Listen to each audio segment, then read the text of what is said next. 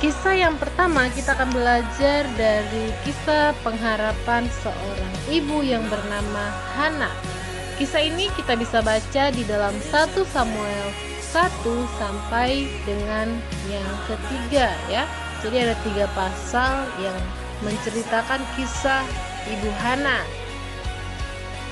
Ada seorang laki-laki bernama Elkana yang mempunyai 2 orang istri. Yang pertama adalah Hana dan yang kedua adalah Penina. Tiap tahun Elkana dan kedua istrinya, Hana dan Penina, pergi ke Silo untuk menyembah Allah dan memberikan persembahan khusus kepada Allah. Hana adalah seorang yang mandul sehingga dia tidak bisa memiliki anak. Sedangkan Penina, dia memiliki anak laki-laki dan perempuan. Penina selalu mengejek Hana karena tidak bisa mempunyai anak. Hal ini sangat membuat hati Hana sakit sekali. Dia sangat sedih. Dengan hati yang remuk redam, dengan menangis, Hana pergi ke bait suci. Dia pun mencurahkan isi hatinya kepada Tuhan. Hana berdoa meminta kepada Tuhan agar diberikan seorang anak laki-laki. Hana berjanji jika Tuhan memberikan anak, maka anak itu akan dia persembahkan kepada Tuhan. Karena Hana sangat sedih, dia hanya bisa berdoa dalam hati dengan mulut yang komat kamit. Imam Eli yang melihat mulut Hana komat kamit mengira bahwa Hana sedang mabuk, maka Imam Eli pun menghampiri Hana. Lalu Hana menceritakan apa yang menimpanya, dan Imam Eli berkata bahwa Tuhan akan memberikan anak kepada Hana. 1 tahun kemudian Hana melahirkan anak dan diberikan nama Samuel, yang artinya aku telah memintanya dari Tuhan. Ingat janjinya Hana memberikan Samuel kepada Imam Eli di bait suci untuk menjadi imam. Kita belajar dari kisah Hana yang memiliki pengharapan bahwa Allah akan mendengarkan dan mengabulkan doanya, sehingga itulah yang menggerakkan Hana untuk bertekun di dalam doanya kepada Tuhan. Karena orang yang menaruh pengharapan kepada Tuhan tidak akan goyah oleh apapun sampai semuanya terwujud. Selanjutnya kita akan belajar dari kisah perempuan Kanaan yang percaya.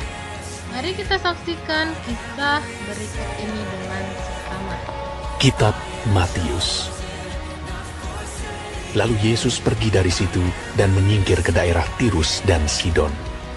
Maka datanglah seorang perempuan Kanaan dari daerah itu dan berseru, "Kasihanilah aku ya Tuhan, anak Daud, karena anakku perempuan kerasukan setan dan sangat menderita." Tetapi Yesus sama sekali tidak menjawabnya. Lalu murid-muridnya datang dan meminta kepadanya. "Suruhlah ia pergi. Ia mengikuti kita dengan berteriak-teriak." Jawab Yesus, "Aku diutus hanya kepada domba-domba yang hilang dari umat Israel." tetapi perempuan itu mendekat dan menyembah dia sambil berkata, "Tuhan, tolonglah aku." Tetapi Yesus menjawab, "Tidak patut mengambil roti yang disediakan bagi anak-anak dan melemparkannya kepada anjing." Kata perempuan itu, "Benar Tuhan, namun anjing itu makan remah-remah yang jatuh dari meja tuannya." Maka Yesus menjawab dan berkata kepadanya, "Hai ibu, besar imanmu. Maka jadilah kepadamu seperti yang kau kehendaki." Dan seketika itu juga anaknya sembuh. Belajar dari kisah perempuan Kanaan ini, dia tidak pernah meragukan pemberian Tuhan apapun bentuknya. Dia lebih senang jika Tuhan yang memberikan meskipun hanya remah-remah. Iman dan pengharapan dari perempuan ini terlihat sederhana. Ia tidak menuntut banyak tetapi yakin Tuhan melakukan yang terbaik. Kita mau belajar bahwa apapun bentuknya, besar atau kecil jumlahnya, bagus atau tidak dalam pandangan manusia, asalkan itu dari Tuhan, itulah yang paling berharga dalam hidup kita. Selanjutnya kita mau belajar dari kisah Ayub. Ada seorang laki-laki bernama Ayub. Dia memiliki keluarga besar yang hidup bahagia. Dia juga memiliki banyak pelayan dan dia sangat bahagia. Ia memiliki ribuan domba, unta, serta ratusan sapi dan keledai. Ayub adalah orang yang baik. Dia mengasihi Tuhan Allah dan melakukan semua yang bisa ia patuhi. Dia juga hidup jujur. Suatu hari, iblis datang ke hadirat Allah. Iblis adalah musuh Allah. Allah ingin iblis mengetahui bahwa ia tidak dapat membuat seorang menjadi jahat. Maka Allah berkata, "Lihatlah Ayub, lihat betapa setianya ia kepadaku." Setan berkata, "Ia setia karena engkau memberkatinya, sehingga ia mempunyai hal-hal baik. Tetapi bila engkau mengambil semua miliknya itu daripadanya, ia tentu akan mengkhianati engkau." Kita akan lihat, kata Allah, engkau boleh mengambil semuanya yang ia kasihi, tetapi jangan menyakitinya. Buka di dalam Ayub pasal 1. Iblis pun memulai pekerjaannya. Ia membuat petir turun dari langit dan membakar domba dan pegawai Ayub.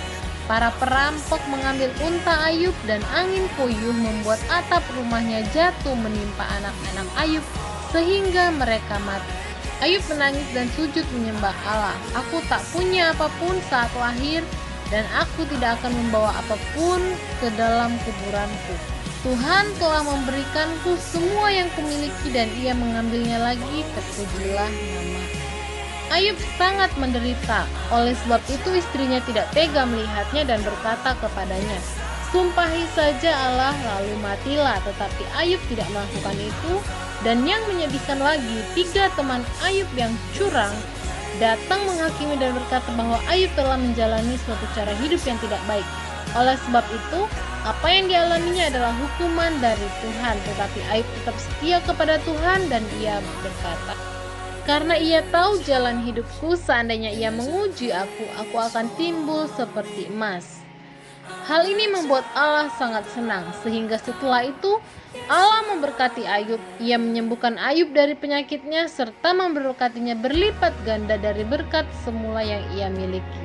Tuhan tidak pernah mengecewakan orang yang berharap kepadanya. Selanjutnya kita akan belajar dari kisah Stefanus. Stefanus adalah salah satu dari 7 orang kudus yang dipilih oleh para rasul untuk memberitakan Injil. Di dalam Kisah Para Rasul 6 ayat 24 di situ dikatakan, "Kami tidak merasa puas karena kami melalaikan firman Allah untuk melayani meja. Karena itu saudara-saudara, pilihlah 7 orang dari antaramu yang terkenal baik dan yang penuh roh dan hikmat, supaya kami mengangkat mereka untuk tugas itu dan supaya kami memusatkan pikiran dalam doa dan pelayanan firman." Stefanus adalah seorang yang penuh iman dan Roh Kudus. Stefanus hidup dalam kekudusan dan melakukan semuanya dalam pimpinan Allah. Namun, jemaat dari kalangan orang Libertini dari Kirene dan Alexandria bersoal jawab dengan dia dan mereka tidak sanggup melawan Stefanus. Stefanus didorong dan dipimpin oleh Roh Kudus untuk berbicara tentang Kristus. Akhirnya, mereka menghujat dia dan menjatuhkan hukuman mati dengan dirajam batu. Stefanus tidak gentar, dia tidak takut kepada kematian karena dia yakin bahwa kematian sekalipun tidak akan dapat memisahkan dia dari Kristus. Bahkan menjelang kematiannya pun semua orang menyaksikan kemuliaan wajah Stefanus. Wajahnya seperti seorang malaikat, pengharapannya akan kehidupan bersama Kristus, meniadakan rasa takut terhadap manusia, terhadap hukuman yang akan Stefanus terima. Banyak orang memiliki pengharapan tetapi tidak dapat mempertahankannya karena mereka menaruh pengharapan di luar Kristus. Stefanus mudah memberikan bukti bahwa iman dan kesetiaannya kepada Tuhan Yesus sampai kematiannya karena dia tahu pengharapan dalam Kristus akan membawanya kepada kehidupan kekal di surga nanti. Itulah tadi beberapa kisah yang sudah kita pelajari mengenai pengharapan mereka di dalam Tuhan.